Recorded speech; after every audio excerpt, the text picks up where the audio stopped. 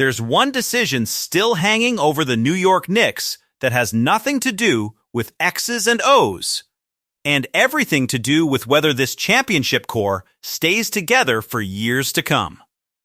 Karl-Anthony Towns has been waiting on a contract extension since last summer, and now, fresh off a title, there's finally real movement on getting it done. I've gone through every detail of this story, every quote, every number, every angle of the risk involved, and I'm going to break it all down for you right now.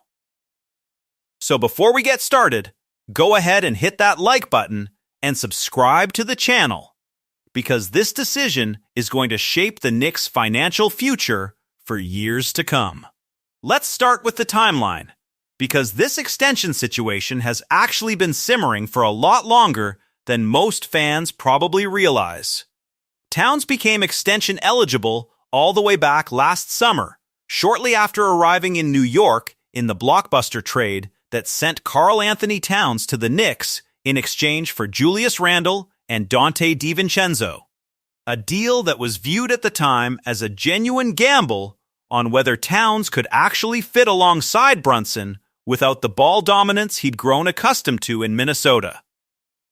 Despite being eligible for well over a year now, no formal extension offer has ever actually come from the Knicks front office. According to ESPN insider Vincent Goodwill, speaking on NBA Today, Towns entered last season hoping to get that extension done before the year even ended. The Knicks chose to wait instead, a decision that left the six-time All-Star genuinely disappointed, even as he continued to publicly express his commitment to the organization throughout the season. Goodwill's exact words on the situation were revealing. He explained that the Knicks simply did not offer Towns an extension, and that while Towns was disappointed by that, he still made clear he wants to be a Knick for life. According to Goodwill, Towns handled the entire situation with real professionalism, telling people around him that contract matters are things that handle themselves in the off-season as long as he handles himself on the floor. That's exactly what he did. Towns played a central role in New York's championship run, helping deliver the franchise its first NBA title in 53 years. And Goodwill reported that Towns is now expecting some real resolution to his contract situation soon. Buoyed by the good faith he built up through an entire championship season without ever letting the uncertainty become a distraction. That kind of restraint matters more than it might seem on the surface, since plenty of star players in a similar situation might have let contract frustration bleed into their on-court effort or created a genuine media circus around the issue. Towns did neither. The numbers involved here are significant, so let's break down exactly what's on the table. Towns is eligible to sign a 4-year extension worth up to approximately $272 million, the full maximum allowed under his specific situation. He's currently still playing under the massive contract originally handed out by the Minnesota Timberwolves, which runs through 2028 and includes a player option in 2027. As things currently stand, Towns is actually in one of the more uncertain financial positions on the entire roster, with just 2 years and $118 million remaining on his current deal, compared to teammates like Jalen Brunson, Mikal Bridges, and OG Anunoby, who all have their long-term financial situations already settled.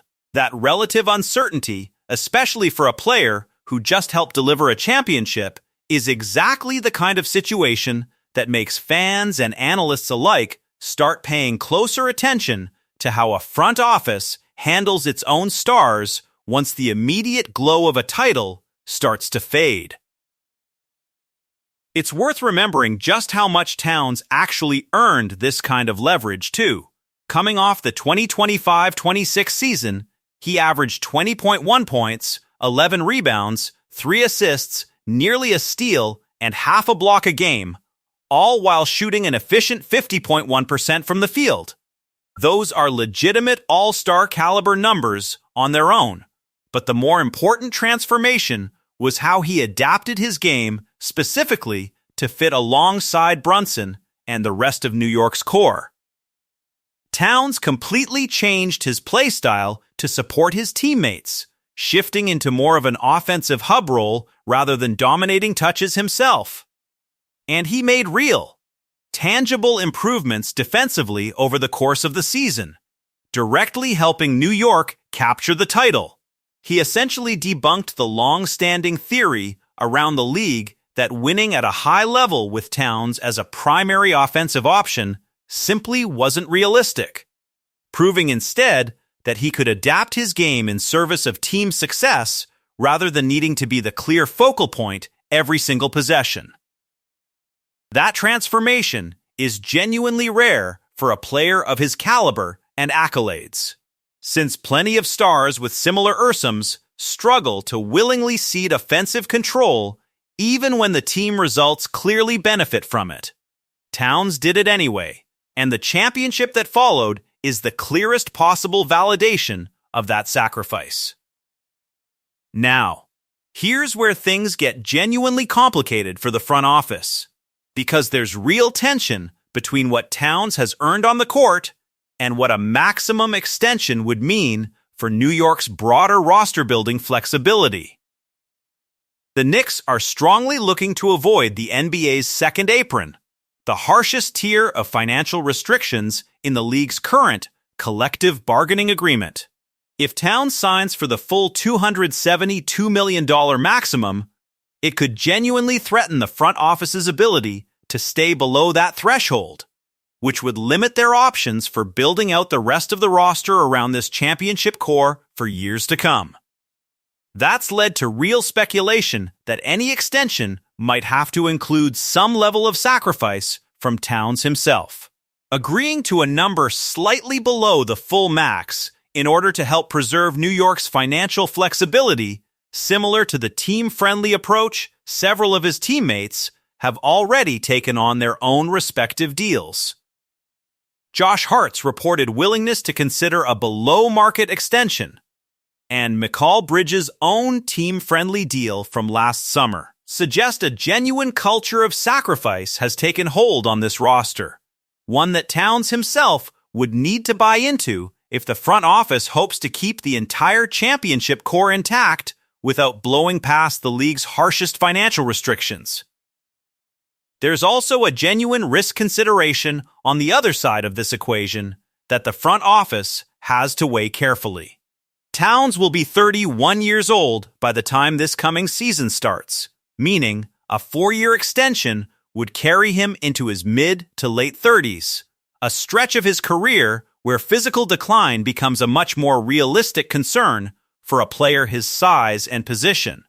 If New York commits to the full maximum value, they're betting that Towns can maintain something close to his current level of production and mobility well into his mid-30s, all while also carrying significant financial risk if his play does eventually decline as that contract plays out.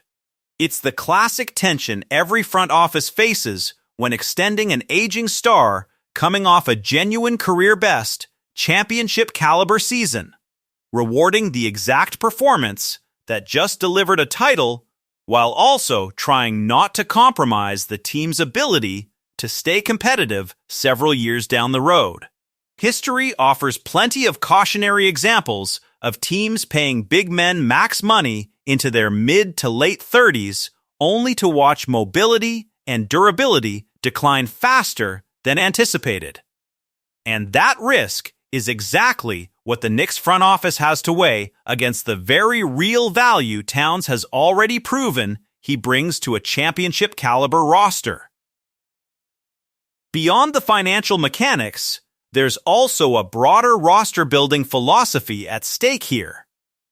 Unlike many rival franchises that spent this entire offseason reshaping their rosters around new star additions, the Knicks enter their title defense with chemistry already firmly established. every key piece from the championship run, aside from unresolved situations like this one with Towns, is already back in the fold. Keeping Towns in New York on a long-term deal would ensure that foundation stays completely intact heading into a genuine title defense, preserving exactly the kind of continuity that historically gives a defending champion its best chance to repeat. Losing him, or watching this situation drag out into genuine discomfort, would represent a real crack in an otherwise remarkably stable championship roster. Step back and look at the full picture here. And this really is one of the most important off-court decisions the Knicks front office will make all off-season. It's not as flashy as a trade rumor or a free agent chase, but the financial and roster-building implications of how this extension gets structured will ripple through this franchise's decision-making for years to come. Get it right, and New York locks in the exact core that just delivered a championship while still preserving enough flexibility to keep building around it. Get it wrong, either by overpaying into the second apron or by letting this situation drag on long enough to create real friction, and the front office risks undermining the very continuity that made this championship possible in the first place. So here's where everything stands. Karl-Anthony Towns has waited well over a year for a contract extension he genuinely believes he's earned. And after helping deliver New York's first championship in 53 years, there's real optimism on both sides that a resolution is finally close. The numbers are significant, up to $272 million over 4 years. And how the Knicks structure that deal, whether Towns takes a discount similar to some of his teammates or the front office commits to the full maximum, could shape this roster's financial flexibility for years to come. Towns has made his intentions clear. He wants to be a Knick for life. Now it's up to the front office to figure out exactly what that commitment is going to cost and whether they're willing to pay it, all while keeping an eye on the second apron restrictions that could otherwise handcuff their ability to build out the rest of a championship-caliber roster around him. So tell me what you think. Should the Knicks give Karl-Anthony Towns the full maximum extension, or should they push for a team-friendly discount to protect their long-term flexibility? And how worried are you about him aging into his mid-30s on a 4-year deal?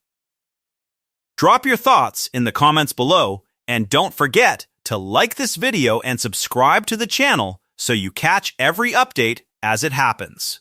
I'll be back soon with more Knicks news.